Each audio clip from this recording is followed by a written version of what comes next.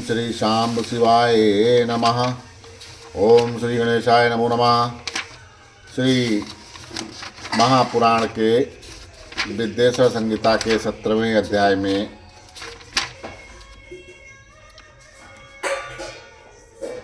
जब की विधि और महिमा का वर्णन सुना, कार्य ब्रह्मा के लोक से लेकर कारण रुद्र के लोकों तक की विवेचना का वर्णन सुना।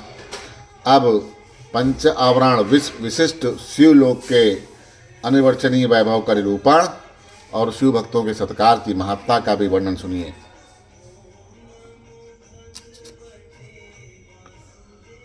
अधर्म महिषारूढ़ं कालचक्रं तरन्ति ते सत्यादिधर्मयुक्ताये शिव पूजा पराशे तदूर्ववृषभो धर्मो ब्रह्माचर्वस्वरूप पृथक् सत्यादिपादय युतशक्तु शिवलोकग्रातः स्थिता क्षमा संज्ञा समश्रोत्रो वेदध्वनि विभूषिता आसितवाक् आशुनिशर्र श्वास गुरुबुद्धिमनः वृषः क्रियायादि वृषभागेया कारणादिषु सर्वदा तम क्रिया वृषभम धर्म कालातीतोऽधिष्ठति।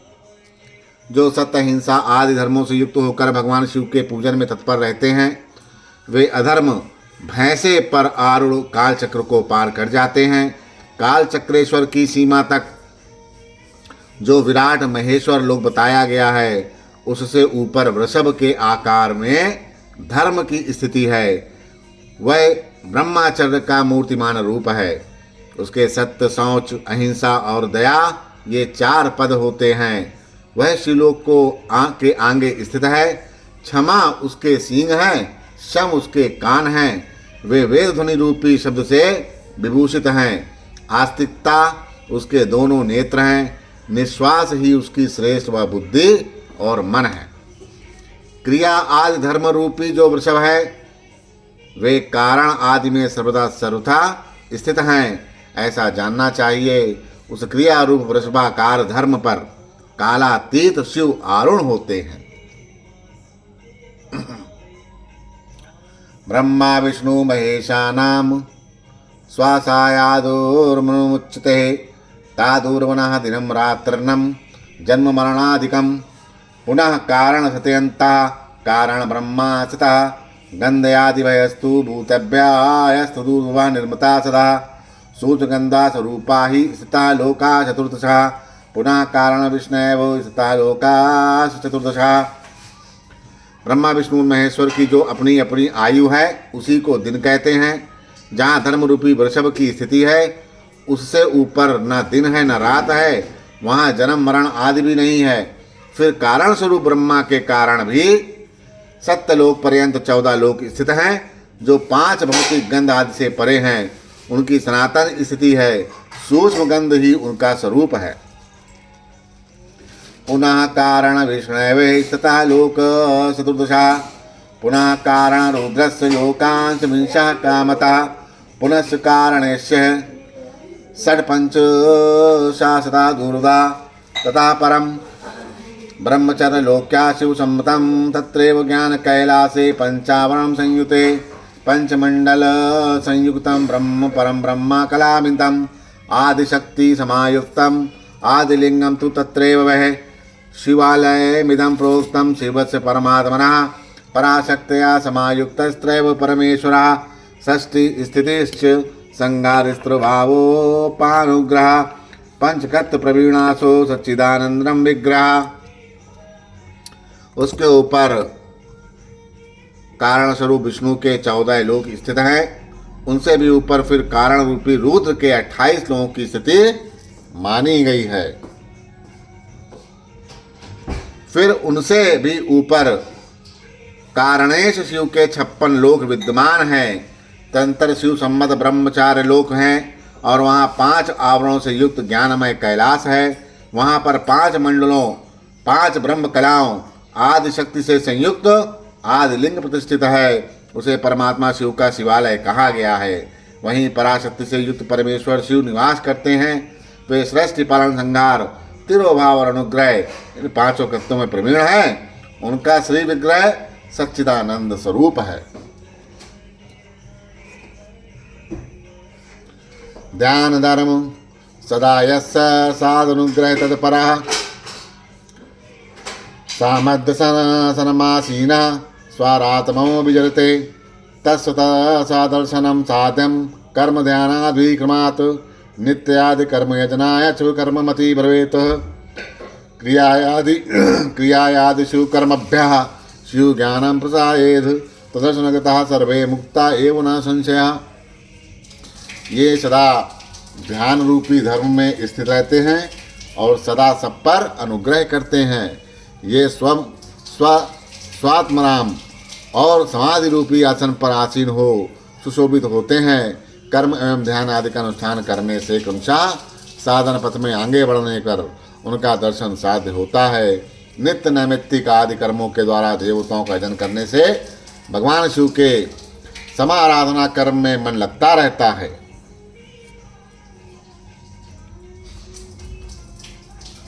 क्रिया आदि जो शिव संबंधी कर्म है उनके द्वारा शिव ज्ञान सिद्ध कराएं।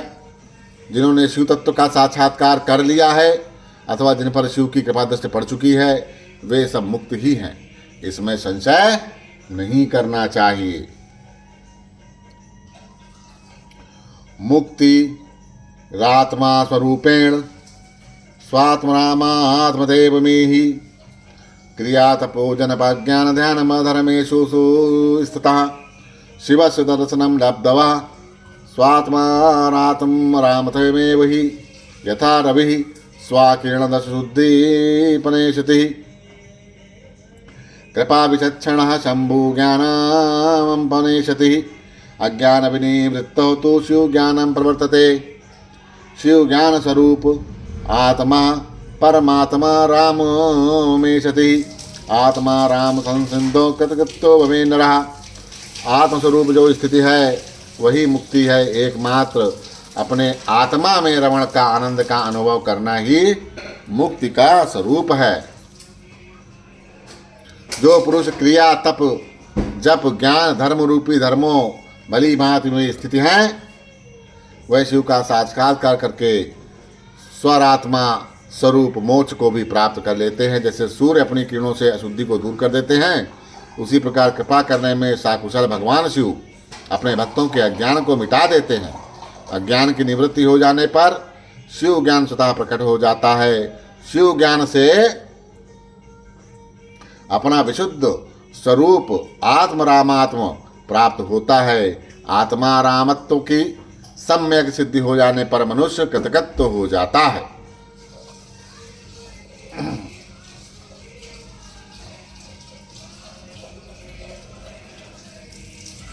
पुनश्च शतलक्षेण ब्रह्माण पदमा प्युनात् पुनश्च शतलक्षेण विष्णु पदमा वाप्नुनात्। शिव मंत्र का 100 लाख जप करने से ब्रह्मा पद की प्राप्ति होती है और फिर 100 लाख जप करने से विष्णु पद की प्राप्ति होती है। पुनश्च शतलक्षेण रुद्रस्य पद्माप्नुनात् पुनश्च शतलक्षेण ऐश्वर्य पद्माप्नुनात्। पुनः 100 लाख शिव मंत्र का जप करने से रुद्र का पद प्राप्त होता है और उसके बाद 100 लाख जप करने पर ऐश्वर्यमय पद की प्राप्ति हो जाती है। पुनश्चैवं संविदेनैव जपेन सुसमाहिता शिवलोकादिभूतम ही कालचक्रम वापुनात्। इसी प्रकार सम्यक रूप से जप करने पर शिवलोक के आदिभूत अर्थात शिवलोक के आधारभूत निर्माता काल चक्र को प्राप्त कर लिया जाता है। काल चक्रम पंचचक्रमेकैकेन क्रमोत्तरे षष्ठी मोह ब्रह्म चक्रम भोग मोह तो वैष्णव कोप मोह रुद्र चक्रम भ्रमणम चैश्वरम विदुः शिव चक्रम ज्ञान मोह पंचचक्रम विदुर्बुधा। यह काल चक्र पंचचक्र से युक्त है जो एक के पश्चात एक में स्थित है। षष्ठी और मोह से युक्त ब्रह्मा चक्र भोग तथा मोह से युक्त है। वैष्णव चक्र कोप और मोह से युक्त है। रौद्र चक्र भ्रमण से युक्त ईश्वर चक्र और ज्ञान तथा मोह से युक्त है शिव चक्र। ऐसा इन 5 चक्रों के विषय में बुद्धिमानों का कहना है। पुनश्च 10 कोटया ही कारण ब्रह्मांड पदम, पुनश्च 10 कोट्या ही तत्पदे सम्मापुनात्। पुनः 10 करोड़ शिव मंत्र का जप करने पर कारण ब्रह्मा का पद प्राप्त होता है। तंत्र 10 करोड़ जप करने से ऐश्वर्य युक्त पद की प्राप्ति होती है। एवं क्रमेण विश्वा विष्णुवादे पदम लब्धवा महाजसो क्रमेण तदपदैश्वर्य लब्धवा चैव महात्मनः। इस प्रकार क्रम से जप करता हुआ प्राणी महान ओजस्वी विष्णु के पद को प्राप्त करके उसी क्रम से जपता हुआ महात्माओं के उस ऐश्वर्य पद को भी प्राप्त करता है। सर्गोटि मनोहम जप्तवा पंचोत्तर मंदिता शिवलोक वापनोति पंचावरण बही। बिना असावधानी किए 105 करोड़ मंत्रों को जप करने के पश्चात वह प्राणी 5 आवरणों पशु, 5 माया शक्ति और रोध से बाहर स्थित होकर शिवलोक को प्राप्त कर लेता है। राजसम मंडपम तत्र नंदी संस्थानम उत्तमम तपोरूप वृषभ इत्रैव परिदृश्यते। वहाँ शिवलोक में राजस मंडप है, नंदीश्वर का उत्तम निवास है, वृक्षारूपी वृषभ वहीं पर दिखाई देता है।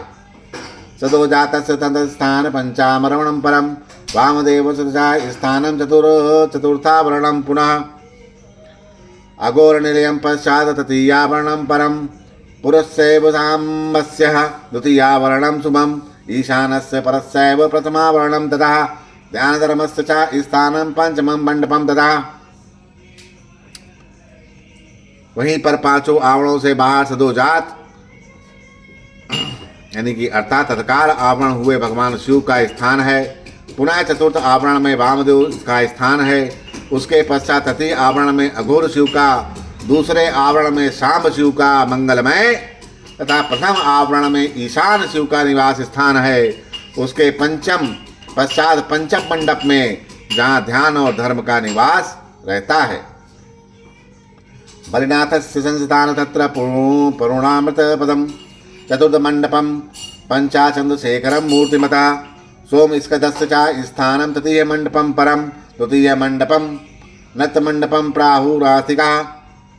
तदनंतर चतुर्थ मंडप में वहाँ पर चंद्रशेखर की मूर्ति से युक्त भगवान बलिनाथ का वास स्थान है जो पूर्ण अमृत को प्रदान करने वाला है। तृतीय मंडप में सोमस्कंद का परम स्थान है। इसके पश्चात द्वितीय मंडप में आस्तिक लोग जिसे नृत्य मंडप कहते हैं। प्रथमं मूल माया स्थानम तत्रैव शोभनम तत्परम गर्भगृह लिंग स्थानम परम शुभम। प्रथम मंडप में मूल माया का स्थान है, वहाँ पर अत्यंत शोभा वास करती है। उसके परे गर्भगृह है जहाँ पर शिव का लिंग स्थान है। बोलो श्री शंकर भगवान की जय।